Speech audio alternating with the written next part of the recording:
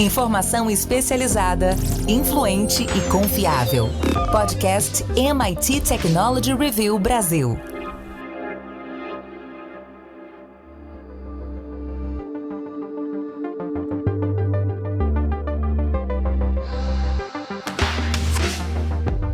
Olá, eu sou André Miceli e esse é mais um podcast da MIT Technology Review Brasil. Hoje eu, Rafael Coimbra e Carlos Aros vamos falar sobre os microchips. Os últimos anos já estavam se mostrando complicados para o negócio de semicondutores. Agora a indústria de chips deve diminuir à medida que essa demanda por eletrônicos vai ficar estagnada. E as preocupações com o ciclo econômico, os desafios associados à fabricação de microchips podem ser facilmente ofuscados pela geopolítica. Nós vamos entender o que é política, o que é economia e o que é tecnologia nessa história, mas antes desse debate começar, quero dizer que esse podcast é um oferecimento do SAIS, líder em Analytics. Também quero convidar você que nos ouve para fazer parte da nossa comunidade. Vai lá em www.mittechreview.com.br/assine. Carlos Aros, me dá um panorama geral de como tem se comportado a indústria de microchips nos últimos anos e o que tem acontecido agora, o que está acontecendo nesse momento, nessas questões de problemas de fabricação, de carência de suprimentos e também dos problemas financeiros que podem gerar desdobramentos para essas empresas.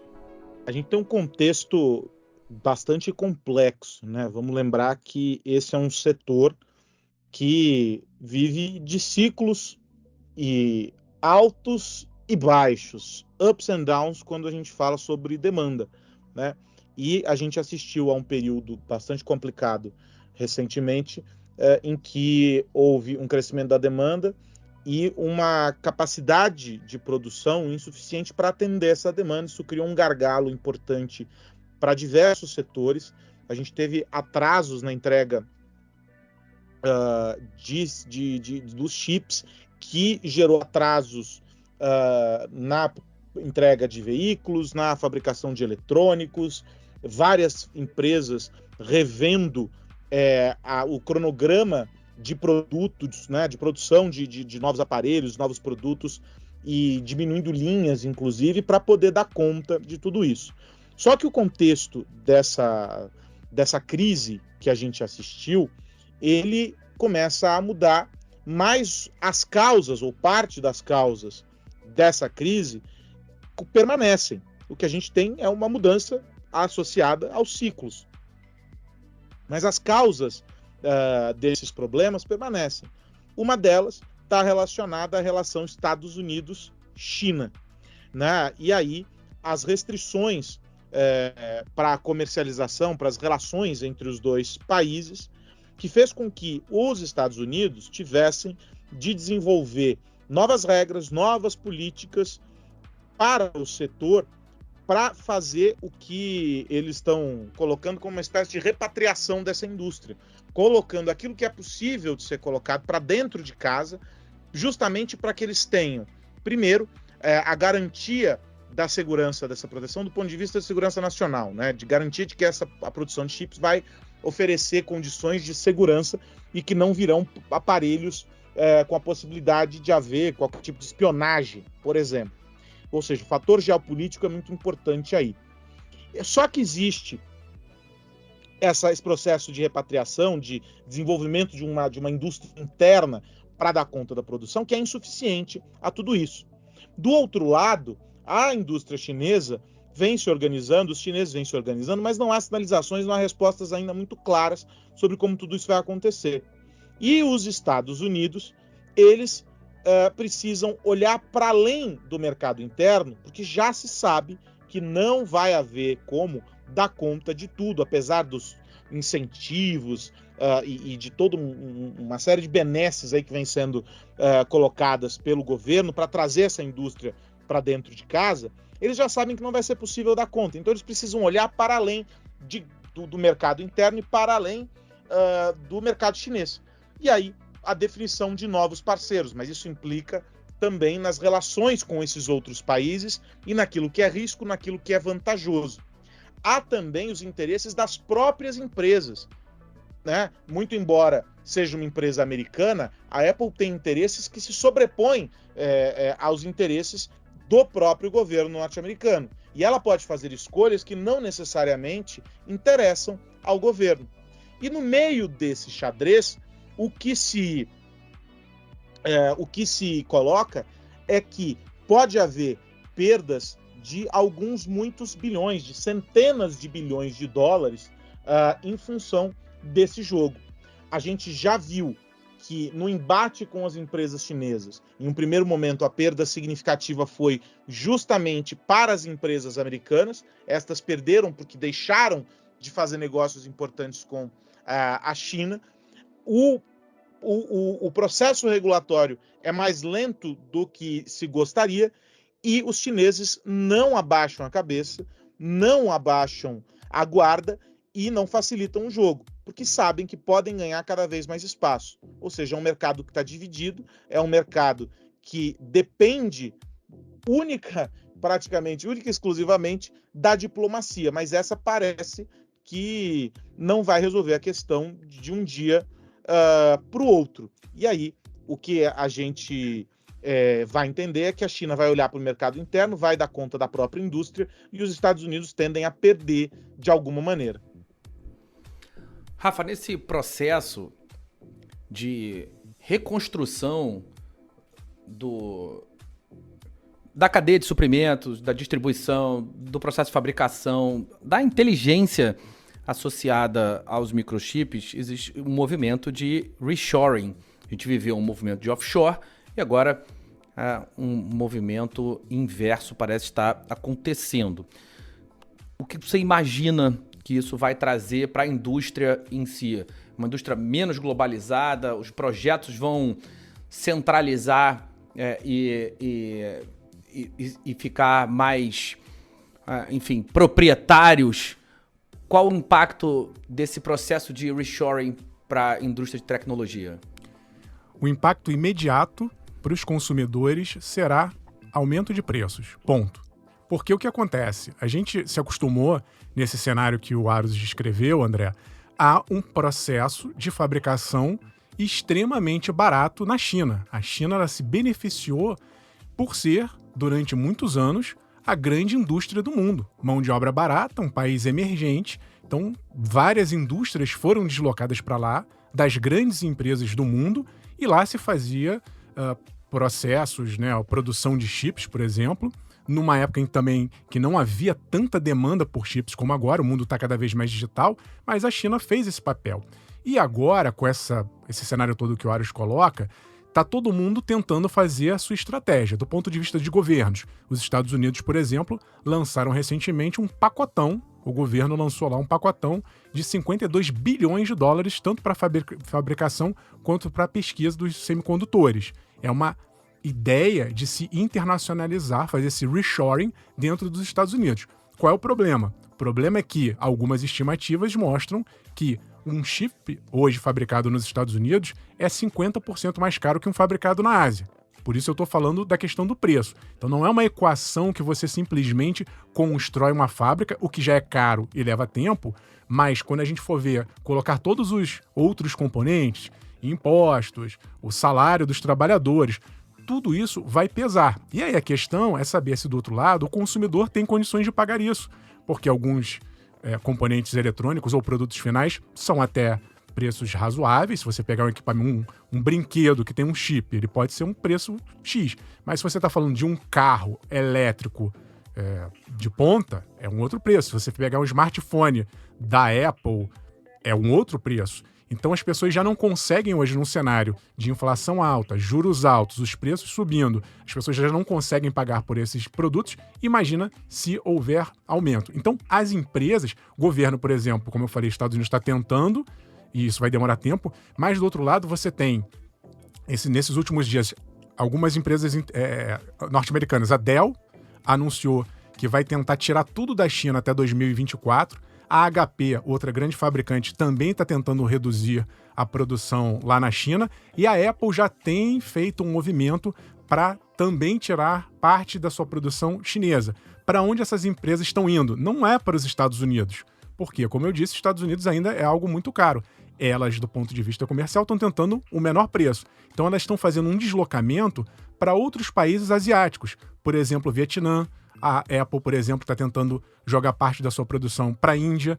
Porque são lugares onde ainda existe uma mão de obra barata e outros incentivos, e, ao mesmo tempo, elas conseguem fazer dentro dessa logística globalizada, exceto quando há uma pandemia, a gente viu que houve um colapso generalizado, mas em situações normais ainda dá para fazer uma cadeia em que o processo de fabricação possa contar com componentes vindos de outros países. Portanto, André, eu vejo um mundo extremamente fragmentado, mas não necessariamente as empresas trabalhando originalmente em seus países. Elas vão fazer novos rearranjos e haverá uma mudança de balança dentro da produção de componentes eletrônicos. Aros, esse balanceamento a que o Rafa se referiu, ele é geopolítico, mas também é econômico. E, evidentemente, vai fazer com que a China contra-ataque. O que dá para esperar dessa resposta chinesa? Bom, o primeiro aspecto é esse direcionamento para o mercado interno, né? Naquela velha linha do que minha avó dizia, farinha pouca, meu pirão primeiro. Né? Eles não vão estar preocupados se vai ficar mais caro para o norte-americano produzir ou não. Na verdade, eles esperam, inclusive, que isso aconteça, porque daí eles vão passar a ocupar um espaço que seguramente será perdido pelas concorrentes norte-americanas. A China ainda não tomou decisões claras, não fez uma movimentação tão clara a respeito disso. Até porque o mercado vive esse momento estranho depois do período complicado, com falta de matéria-prima, com fábricas paradas e etc.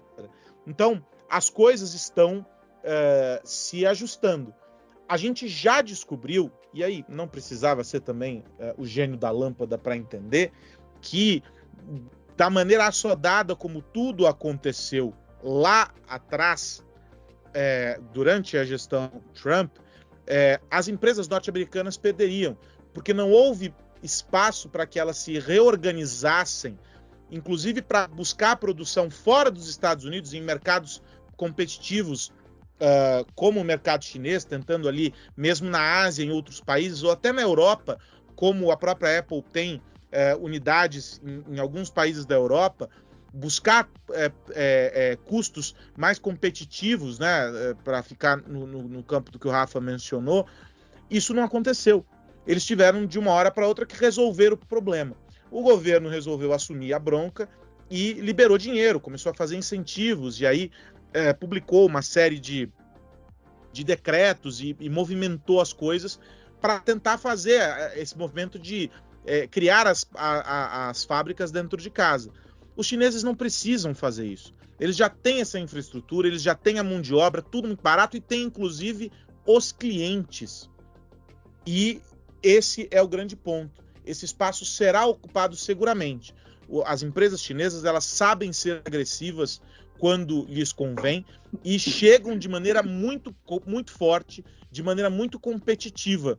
E aí é nesse ponto em que a gente vai perceber a balança se desequilibrar em favor dessas companhias e contra as empresas norte-americanas, independentemente das questões geopolíticas, porque o mercado, a economia, tudo isso vai caminhar ao lado do embate entre os países, da mesma maneira como acontece no âmbito da segurança, e a gente está assistindo isso acontecer, por exemplo, com o TikTok.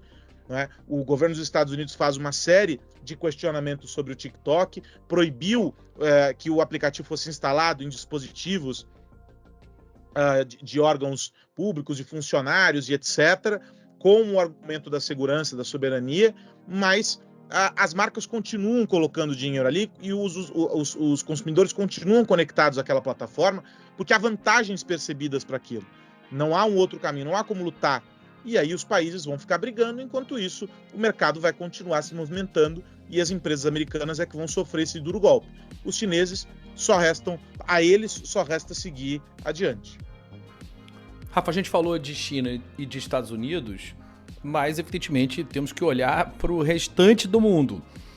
E aí, Europa, Brasil, como os demais países ficam olhando para esse jogo entre as duas potências? A maioria fica só mesmo olhando, André, porque não tem poder de competição. A Europa até tem feito um movimento muito na mesma direção dos Estados Unidos, de dar alguns incentivos para que as empresas nacionais se desenvolvam, mas a gente continua aí com uma polarização Ocidente representado pelos Estados Unidos e Ásia representada ali pela China, Taiwan tem alguma coisa, Coreia do Sul. Ainda é um mercado muito concentrado. Aqui no Brasil, a gente tinha uma empresa, na verdade era uma estatal ali, ou algo parecido com isso, que era o Centro Nacional de Tecnologia Eletrônica Avançada, o CEITEC, que era a única fábrica de chips do Brasil.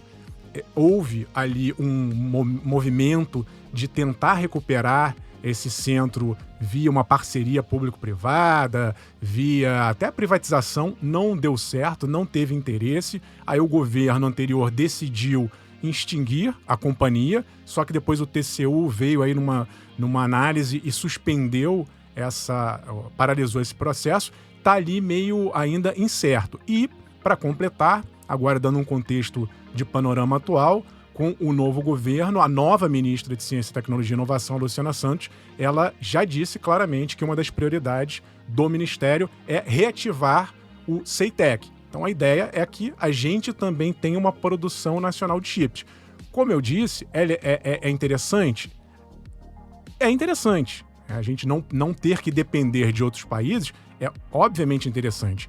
Só que não é tão simples quanto parece, porque, como eu disse, isso exige um custo. Vai ter um custo inicial muito grande de produção e depois vai ter um custo que é o custo mesmo dos impostos, da mão de obra, etc, etc e tal. Nós não somos ainda nem de longe tão eficientes quanto os fabricantes atuais. Então vamos levar aí, mesmo que isso se concretize, ainda muitos anos para que a gente chegue lá. Agora, eu queria só ressaltar, André, já que a gente está olhando para países e um pouco para frente, que a gente está falando da guerra atual, mas tem uma guerra já de futuro curto prazo que já está acontecendo também, que é o da computação quântica. A gente está falando até agora aqui de semieletrônicos, da computação clássica, mas a nova briga que vai vir daqui a pouco aí é a da computação quântica. E um grupo de chineses acabou de divulgar um artigo dizendo que quebrou a criptografia,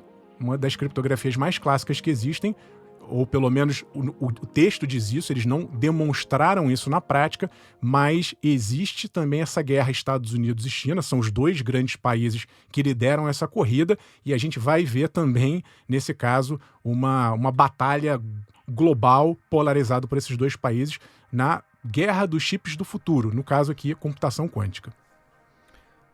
Essa é uma tecnologia que ainda está aberta no que diz respeito ao domínio. Quando a gente pensa em inteligência artificial, a China partiu muito antes e realmente está muito à frente dos demais países, e já deu para perceber que, sem dúvida nenhuma, eles vão entrar pesado para disputar esse mercado de computação quântica também. As soluções de edge computing chinesas são cada vez mais avançadas. Enfim, o panorama é bastante complexo se os Estados Unidos quiserem, de fato, tirar esse prejuízo. É isso, falamos sobre microchips e agora vamos falar sobre os negócios, ecossistemas e estratégias de valor que vão ser construídos sobre esses microchips. Os microchips vão ser parte fundamental das estratégias e esse é o nosso momento oferecido pela UI Parthenon. Vamos lá. Momento Estratégias de Valor. Momento Estratégias de Valor. Apresentado por UI Parthenon. Olá, começa agora o Momento Estratégia de Valor, uma parceria entre a MIT Technology Review Brasil e a UI Parthenon. A Luciane Infante, que sabe tudo sobre ecossistemas de saúde, vai nos ajudar a entender o que está acontecendo nesse setor e como nós devemos nos preparar para o futuro.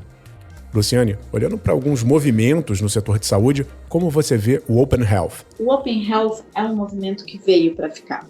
Ele é a liga, ele é a avenida onde essa reconfiguração do ecossistema de saúde se estabelece. E por que eu te digo isso com tanta propriedade? O Open Health permite a integração dos seus dados de saúde, empodera cada indivíduo como portador da sua informação de saúde. E isso, sem dúvida nenhuma, é fundamental para que a gente consiga escalar de maneira sustentável o cuidado de cada indivíduo. Ele nasce no momento que eu costumo dizer do Open Data, né? A gente passou pelo Open Banking, Open Insurance, Open Health. Ele exige cuidados muito severos em relação à segurança da informação, à privatização e à própria educação de cada indivíduo para ser portador da sua informação, mas ele é absolutamente fundamental para que eu consiga democratizar o cuidado. A precisão do cuidado cabe pelo tempo em que eu tenho informação. E com o Open Health, dando a cada indivíduo a sua portabilidade, eu consigo viabilizar o entendimento da necessidade em escala. O Momento Estratégia de Valor fica por aqui, mas semana que vem tem mais. Até lá, dá tempo de você passar no nosso site e conferir todo o conteúdo que preparamos especialmente para você. Tem podcasts, textos, é só procurar pelo tópico Estratégia de Valor. Um super abraço e até a semana que vem. Bom, esse foi o nosso Momento Estratégia de Valor oferecido pela UI Parthenon. E agora, Carlos Aros, me diga no que você vai ficar de olho essa semana. O que mais você precisa saber? Eu mencionei a história do TikTok rapidamente e eu quero voltar a ela porque ela está relacionada à nossa conversa de hoje envolvendo os chips, a manifestação do FCC de que o TikTok pode oferecer algum tipo de risco à segurança dos norte-americanos em função da coleta de dados e de como esses dados seriam utilizados lá na ponta por uma empresa chinesa que tem que prestar contas ou que deveria prestar contas para o governo chinês se assim fosse demandado em função, enfim, de tudo aquilo que a gente já sabe. E que mostra mais uma vez que essa é uma questão que vai se estender não só ao TikTok, mas a todas as outras empresas. E é um beco sem saída. Vamos criar silos em que vamos proibir que os cidadãos usem determinadas aplicações porque há riscos de coleta e de tratamento indevidos desses dados. Nós vamos criar e vamos quebrar esses mercados e vamos estabelecer essas proibições. Isso vai acontecer só com as empresas chinesas, só com as empresas russas, só com isso ou só com aquilo.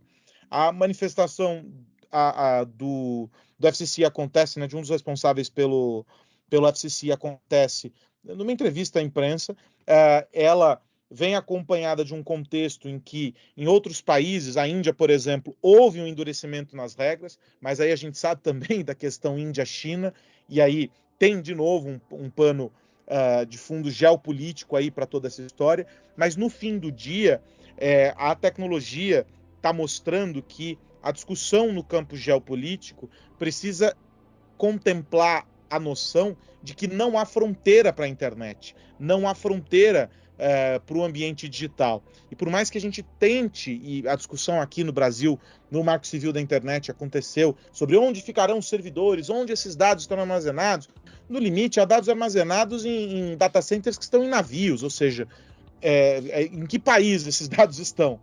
E aí a gente tem uma questão importante para ser resolvida, porque milhões, bilhões, trilhões, sei lá quantos dólares são negociados em função da presença dessas plataformas em um país e do valor que ela tem a partir das comunidades que são mobilizadas.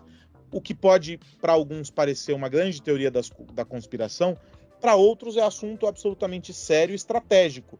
E a gente precisa encontrar o meio do caminho porque a gente que só quer se divertir usando o aplicativo e entrando nas dancinhas, nos challenges e por aí vai.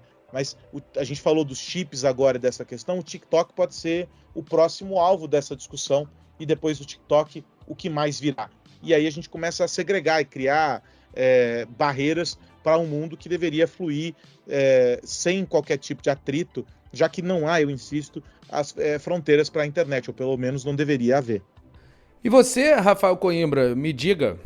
André, tô de olho aí nos efeitos colaterais da inteligência artificial generativa. Para quem perdeu o nosso último episódio de podcast, quando a gente faz ali as previsões para 2023, a gente já estava adiantando que esse vai ser um dos assuntos mais polêmicos do ano, e a polêmica chegou agora às escolas norte-americanas, mais especificamente no Departamento de Educação da cidade de Nova York, que bloqueou o acesso ao Chat GPT. O Chat GPT, para quem ainda não testou, recomendo que teste, tem lá, você faz só a inscrição em inglês, mas ele funciona em português. É um chatbot da empresa OpenAI, de inteligência artificial, em que mistura-se ali um robozinho com um buscador tipo Google. E você consegue conversar com a máquina. Você faz perguntas, você diz algumas coisas e o computador responde de uma maneira muito natural, como se fosse uma pessoa mesmo. O que acontece é que os professores, os educadores, perceberam que alguns alunos já estavam usando o ChatGPT para, vamos dizer assim, colar nos trabalhos. Então, o professor mandava um trabalho, a professora também, e os alunos perguntavam para a máquina, davam um título ou faziam a mesma pergunta que os professores faziam, e o computador respondia. O pessoal dava um Ctrl+C, Ctrl+V e resolvia o trabalho. Então, para evitar cola, eles bloquearam o ChatGPT nas escolas ali nos Estados Unidos, na cidade de Nova York. Eu acho, sinceramente, um pouco exagero. Por quê? É claro que isso é um problema, cola é um problema, plágio, se a gente for levar para o ensino superior também vai ser um problemão. Já adianto que isso vai acontecer, se já não está acontecendo. Mas eu acho que é preciso ter uma discussão. Eu acho que quando a gente barra, sempre quem está afim de burlar vai dar um jeito. Mas a gente teve essa discussão lá atrás quando, por exemplo, o Google surgiu. O ChatGPT é um Google mais natural e mais evoluído, talvez. A gente teve essa discussão também quando a Alexa, os assistentes de voz, surgiram. Outro dia eu vi, inclusive, um vídeo engraçado que era um menininho fazendo um trabalho perguntando para a Alexa as perguntas que estavam no trabalho dele. E a mãe não estava vendo, deixou a câmera filmando o menininho foi fazer um trabalho com a Alexa respondendo. Então, é um pouco inevitável que haja ali um fascínio ou uma tentativa de usar essas ferramentas para dar ali um impulso. Eu acho que eu sou muito mais do time que acha que tem que ter uma conversa, uma educação no sentido de, olha, é importante que você desenvolva as suas próprias ideias, o seu raciocínio e que você use essas ferramentas como algo que te ajude e não como algo que vai substituir o seu pensamento. Então, acho um pouco radical, mas o debate está aí e vai só crescer. Meus amigos, hora de ir, mas antes da gente se despedir, eu quero lembrar que esse podcast é um oferecimento do SAIS e também voltar a te convidar para entrar para a nossa comunidade lá em www.mittechreview.com.br/assine. Desde o finalzinho do ano até agora tem saído várias publicações novas só para os assinantes e a nossa edição número 10, a edição Tecnofagia, como a tecnologia destrói a tecnologia, como a inovação vai acontecer diante dos feudos das Big Techs. A edição está chegando, mas, de novo, só para quem é assinante. Carlos Aros, meu amigo, até a semana que vem. Até a semana que vem. André, Rafa, um grande abraço para vocês e para quem nos acompanha. Rafael Coimbra, grande abraço. Abraço, André Aros, e a todo mundo que nos ouve. Fica também a recomendação para que o ano começando, os nossos eventos também começam a rolar. Eventos inicialmente online, depois presencialmente, se tudo der certo. Então fique ligado no nosso site que tem muita coisa já no radar agora no início do ano. Até semana que vem. Meus amigos, semana que vem tem mais podcast da MIT Technology Review Brasil para a gente seguir falando sobre tecnologia, negócios e sociedade. Um grande abraço para todo mundo. Tchau, tchau. Você ouviu o podcast MIT Technology Review Brasil, apresentado por Tech Institute.